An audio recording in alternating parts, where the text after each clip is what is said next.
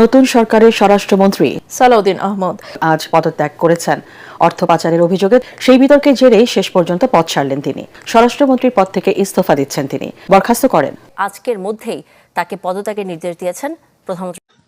তারেক রহমান, সাকরানির পোলা, তুই যে আমাদের নেতা আমির হামজা, এমপি আমির হামজার উপরে যে তুই গ্রেপ্তারের পরোয়ানা করছস, আরে মানগির পুত, 18 বছর তুই কইছিলি, তুই কিসের গ্রেপ্তার করতে আইছস? সংসদের থেকে তোকে নেওয়া হবে, তোকে সংসদ থেকে বের করে পিটানো হবে। তারেক রহমানের খুব দ্রুত বাংলাদেশে পতন হবে। কেন পতন হবে আমি আপনাদেরকে ঘটনাগুলা একটু খুলে বলি। আমার কথাটা আজ থেকে 4 মাস পর মিলিয়ে নেবেন যে পাঠাও রাইডাররা ঢাকা শহরে একটা ঘটাবে এবং এই ফলে তারেক রহমানের গদি লড়বড় হয়ে যাবে। এই গদি রক্ষার জন্য পুলিশ আসবে না, সেনাবাহিনীও আসবে না, তারেক রহমানই বাংলাদেশ থেকে পালাবে। শিবিরের বিরুদ্ধে ছাত্রদল কি করতে গিয়ে কি হয়ে গেল? দর্শক, বিএনপি ফেসে গেছে, তারেক জিয়া ফেসে গেছে, অবস্থা 12টা বেজে গেছে। শিবির বিজয় উদযাপন করছে। শুধু চট্টগ্রামই না, রাজশাহী, ঢাকা, সব জায়গায় শিবিরের ডাইরেক্ট অ্যাকশন শুরু। জন্মের পর এই প্রথমবার একটা পুরুষ প্রধানমন্ত্রী পাইছি, সেটাও আধা পাগল। এ পাগলে লন্ডনে ছিল, লন্ডন থেকে কোনো কিছু শিখে আসে নাই। আওয়ামী লীগের সকল পর্যায়ের নেতা কর্মী সমর্থক, আপনাদের উদ্দেশ্যে কিছু বিষয় তুলে ধরা উচিত। এইটা আমার সাংগঠনিক দায়বদ্ধতা বলতে পারেন, এটা আমার ব্যক্তিগত দায়বদ্ধতা বলতে পারেন, এটা আমার দেশের প্রতি নিবেদন বলতে পারেন। মহান মুক্তিযুদ্ধের ইতিহাস গত 55 বছরে নানাভাবে বদলে যাওয়া কিংবা বদলে দেওয়ার চেষ্টা, ঘটনা সবকিছুই আমরা দেখেছি। যখন যে সরকার এসেছে তখন তার নিজের মতো করে মুক্তিযুদ্ধের নতুন নতুন গল্প। সুপ্রিয় দর্শক, কিছু আলোচিত ঘটনা নিয়ে সাজানো হয়েছে আমাদের আজকের এই পুরো ভিডিওটি, যার কিছুটা অংশবিশেষ আপনারা ইতিমধ্যে দেখে ফেলছেন। তাহলে বুঝতে পারছেন আজকের ভিডিওটা কোন বিষয়ের ইঙ্গিত করতে চলেছে এবং কতটা গুরুত্বপূর্ণ হতে চলেছে। আজকের আলোচিত বিষয়গুলো খুবই গুরুত্বপূর্ণভাবে সাজানো হয়েছে এবং অনেক ভাইরাল এবং গোপন কথা জানতে পারবেন আজকের এই ভিডিওর মাধ্যমে। তাহলে চলুন কথা না বাড়িয়ে আগে ধারাবাহিকভাবে সম্পূর্ণ ভিডিওটি মনোযোগ সহকারে দেখে আসা যাক। অবশ্যই চ্যানেলটি সাবস্ক্রাইব করতে ভুলবেন না দর্শক। আওয়ামী লীগের সকল পর্যায়ের নেতা কর্মী সমর্থক, আপনাদের উদ্দেশ্যে কিছু বিষয় তুলে ধরা উচিত। এইটা আমার সাংগঠনিক দায়বদ্ধতা বলতে পারেন, এটা আমার ব্যক্তিগত দায়বদ্ধতা বলতে পারেন, এটা আমার দেশের প্রতি নিবেদন বলতে পারেন, আপনাদের প্রতি ভালোবাসা বলতে পারেন। অনেকেই ভাবছেন আওয়ামী লীগ শেষ হয়ে গেছে, আওয়ামী লীগ নিষিদ্ধ, আওয়ামী লীগের কার্যক্রম নাই, আওয়ামী লীগের কার্যক্রমে অংশ নিলে জেল দেওয়া হবে, 6 মাস থেকে 14 বছর পর্যন্ত জেলের বন্দোবস্ত করা হয়েছে, নতুন যে আইন পাশ করা হয়েছে সংসদে। এর মাধ্যমে অনেকেই চুপসে গেছেন, অনেকেই শঙ্কিত, অনেকেই ভাবছেন আদৌ কি দল ব্যাক করতে পারবে কিনা, তারেক রহমান যেভাবে ফেসিজম কায়েম করতেছেন সেক্ষেত্রে আওয়ামী লীগ কি দাঁড়াতে পারবে কিনা। এই ধরনের অনেক কথা আপনাদের মনের মধ্যে ঘুরতেছে, অনেক প্রশ্ন আপনাদের মনের মধ্যে ঘুরতেছে। অনেকে আমাকে বলেছেন যে আওয়ামী লীগ কি আদৌ সহসায় ফিরতে পারবে কিনা, শেখ হাসিনা কি দেশে ফিরতে পারবেন কিনা। এই ধরনের অনেক কথা আপনারা বলতেছেন, আপনাদের মনের মধ্যে প্রশ্ন জাগতেছে। এটা খুব স্বাভাবিক জায়গাটায়, কারণ যেভাবে নির্যাতন নিপীড়নের মাত্রা বাড়ানো হচ্ছে, যেভাবে অসম্মান অবদস্থ করা হচ্ছে শুধুমাত্র সমর্থন করার কারণে, যেভাবে আপনাদের ব্যবসা প্রতিষ্ঠান দখল করা হয়েছে, আপনাদের আয়ের উৎস বন্ধ হয়ে গেছে, আপনারা ঠিক মতো চলতে পারেন না, দেশের যে অবস্থা এর মধ্যে আপনাদের আর অবস্থা খুব জঘন্য, সবকিছু মিলিয়ে আপনারা হতাশার মধ্যে ডুবে যাচ্ছেন। আপনাদের উদ্দেশ্যে কিছু বিষয় আমি বলি। আওয়ামী লীগের তৃতীয় প্রজন্ম দাঁড়িয়ে গেছে। তৃতীয় প্রজন্মের হাত ধরে বাংলাদেশ আওয়ামী লীগ সুসংগঠিত হবে, এটা কিন্তু অনেক বড় সত্য একটা কথা। এর থেকে বড় সত্য কথা এই মুহূর্তে নাই। তৃতীয় প্রজন্ম আমরা দাঁড়িয়ে গেছি, আমাদের পরবর্তী প্রজন্ম আছে জেনজি, তারাও দাঁড়িয়ে গেছে। আমি কিন্তু জেনজি না। ধরেন বাংলাদেশ আওয়ামী লীগ 20 বছর ক্ষমতায় আসতে পারলো না। আপনারা অনেকে যারা ভাবছেন আওয়ামী লীগ নিঃশেষ হয়ে যাবে, ধ্বংস হয়ে যাবে, নিশ্চিহ্ন হয়ে যাবে, আওয়ামী লীগের নামগন্ধ মুছে যাবে, আওয়ামী লীগ মুসলিম লীগ হবে, আপনারা ভুল ভাবছেন। আওয়ামী লীগ কিন্তু শুধুমাত্র একটা সংগঠন না, আওয়ামী লীগ একটা বিশাল অনুভূতি, যে অনুভূতিকে কখনোই গলা টিপে চাপ প্রয়োগ করে হত্যা করা যায় না। আমার বয়স 30, আগামী 20 বছর পর আওয়ামী লীগ ক্ষমতায় আসবে, তখন আমার বয়স হবে 50। ধরেন আমার চ্যাপ্টার ক্লোজ, যেহেতু বাংলাদেশের গড়াই কম, আমি ধরেন ক্লোজ।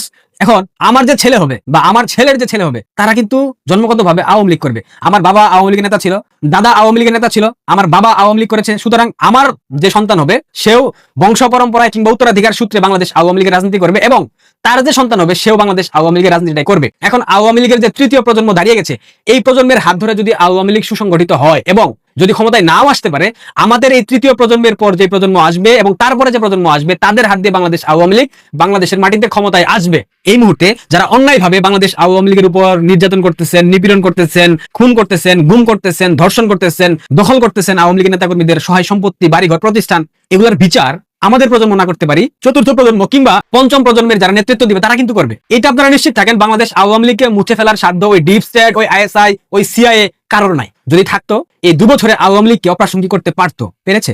বাংলাদেশ আওয়ামী লীগের নেতাকর্মীরা দাঁড়িয়ে গেছে না। আমি সবসময় ভাবতাম ছাত্রলীগে মনে হয় আদর্শিক নেতাকর্মীদের অনেক সংকট, অনেক অভাব। কিন্তু 5 আগস্টের পর আমার এই ধারণা সম্পূর্ণরূপে ভুল প্রমাণিত হয়েছে। 5 আগস্টের পর আওয়ামী লীগের একটা প্রজন্ম যেভাবে আদর্শিক জায়গা থেকে দাঁড়িয়ে গেছে, দেখেন একটা জিনিস খেয়াল করেন, খুন করা হচ্ছে, ধর্ষণ করা হচ্ছে পরিবারদেরকে, তারপরেও ছাত্রলীগের নেতাকর্মীরা কিন্তু মিছিল মিটিং করতেছে, তারা কিন্তু লড়াই সংগ্রাম করতেছে, তারা কিন্তু পোস্টার ব্যানার ফেস্টুন লাগাচ্ছে।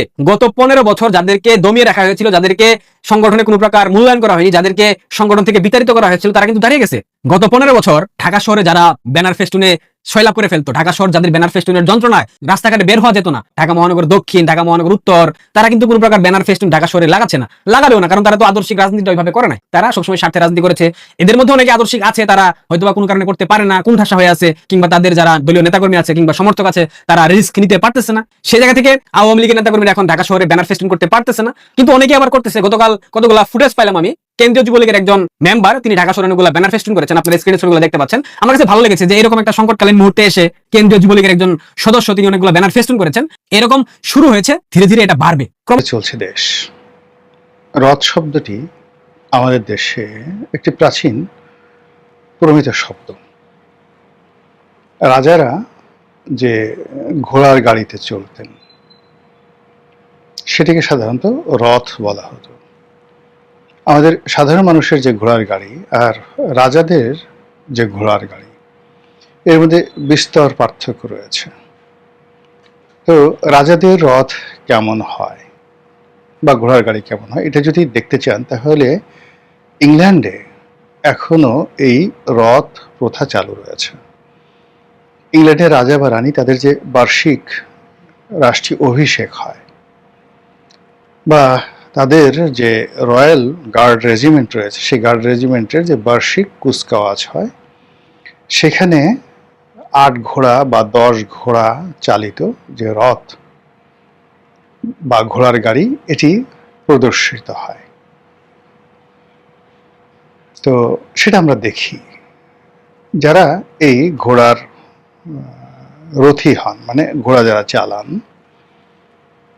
তার অত্যন্ত যাকে বলা হয় উচ্চ পদস্থ কর্মকর্তা, তারা আমাদের দেশের সাধারণ ঘোড় সওয়ারের মতো নন। মহান মুক্তিযুদ্ধের ইতিহাস গত 55 বছরে নানাভাবে বদলে যাওয়া কিংবা বদলে দেওয়ার চেষ্টা, ঘটনা সবকিছুই আমরা দেখেছি। যখন যে সরকার এসেছে তখন তার নিজের মতো করে মুক্তিযুদ্ধের নতুন নতুন গল্প আমাদেরকে শুনিয়েছে। নির্বাচনের আগে আমরা দেখেছি কর্নেল অলি পর্যন্ত মহান স্বাধীনতার ঘোষক হিসেবে নিজেকে দাবি করেছেন, তার জোট থেকে দাবি করা হয়েছে। এরকম নানা ঘটনা, নানা মেটিকুলাস ডিজাইন আমরা দেখেছি মুক্তিযুদ্ধের ইতিহাস পরিবর্তনের। আবার মুক্তিযুদ্ধের সব থেকে বড় যে সকল ঘটনা এবং সব থেকে গুরুত্বপূর্ণ যে ব্যক্তি, সেই ব্যক্তিদের অসম্মান করা, সম্মান না দেয়া, ইতিহাস থেকে তাদের নাম মুছে ফেলার চেষ্টা, ইতিহাসে সেই সকল ঘটনার মর্যাদা না দেয়া, এগুলোও আমরা দেখেছি। এই তো কদিন আগে 17 এপ্রিল মুজিবনগর সরকারের শপথ নেয়ার দিন, মুজিবনগর সরকার দিবস, সেই দিবসটা একটি বারের জন্য সরকারিভাবে উচ্চারিত হয়নি, পালন হওয়া তো অনেক দূরের কথা। তারও আগে আমরা দেখেছি 7ই মার্চ বঙ্গবন্ধুর ভাষণ প্রচারের জন্য ঢাকা বিশ্ববিদ্যালয়ের ছাত্রছাত্রীদের গ্রেপ্তার করার ঘটনা। প্রফেসর ইউনূসের আমলে যে মেটিকুলাস ডিজাইন করা হয়েছিল মুক্তিযুদ্ধের নানা বিষয়ে, এমনকি তাজউদ্দিন আহমেদের নামে কলেজ পর্যন্ত নাম পরিবর্তন করে দেওয়ার জঘন্য ঘটনা আমরা যেটা দেখেছিলাম, সেই ব্যাপার থেকে আমরা কেন যেন এখনো মুক্তি পাচ্ছি না। প্রফেসর ইউনূসের সেই ধারাবাহিকতায় এখনো চলছে বলে মনে হচ্ছে। এই চালানোটা কারা চালাচ্ছে? আমলারা অতি উৎসাহী কেউ কেউ যারা চালিয়ে এই সরকারকেও মুক্তিযুদ্ধের ব্যাপারে বিতর্কিত সিদ্ধান্ত নিতে বাধ্য করছে, যেটা এই সরকারের জন্য খুবই বিব্রতকর ব্যাপার হয়ে যাচ্ছে কিংবা সামনে আরও হয়ে যাবে। এবার যেটা ঘটলো সেটা হচ্ছে প্রফেসর ইউনূসের আমলে আমরা দেখেছি যে বঙ্গবন্ধুর নাম তো সব মুছে দেওয়া হয়েছেই, কারণ বঙ্গবন্ধু শেখ হাসিনার বাবা, সেই হিসেবে একটা প্রতিশোধ নেওয়া হয়েছে। বঙ্গবন্ধুর অস্তিত্ব যেন না থাকে সেই চেষ্টা করা হয়েছে। সাথে তাজউদ্দিন আহমেদের নামের কলেজের নামকরণ পর্যন্ত পরিবর্তন করতে আমরা দেখেছিলাম। এবার বিএনপি সরকারের আমলে ভয়াবহ একটা সিদ্ধান্ত আমরা দেখলাম, যেটা কোনোভাবেই এই সরকারের কাছে কাম্য নয়, কারণ বিএনপি মুক্তিযুদ্ধের পক্ষের শক্তি, অন্যতম পক্ষের শক্তি হিসেবেই আমরা জানি, আমরা বিশ্বাস করি, আমরা বিশ্বাস করতে চাই, আমরা মানতে চাই। আমরা দেখলাম যে জাতীয় চার নেতার একজন শহীদ এম মনসুর আলী, সেই ব্যক্তির নাম পরিবর্তন করা, মেডিকেল কলেজের নাম ছিল তার নামে সিরাজগঞ্জে, সেই নাম পরিবর্তন করে দেয়া হলো কেন? মনসুর আলীর জাতীয় চার নেতার একজন, যদি তার নাম আপনি মুছে দেন তাহলে এটা কি মুক্তিযুদ্ধের প্রতি অবমাননা হয় না? মুক্তিযুদ্ধের ইতিহাস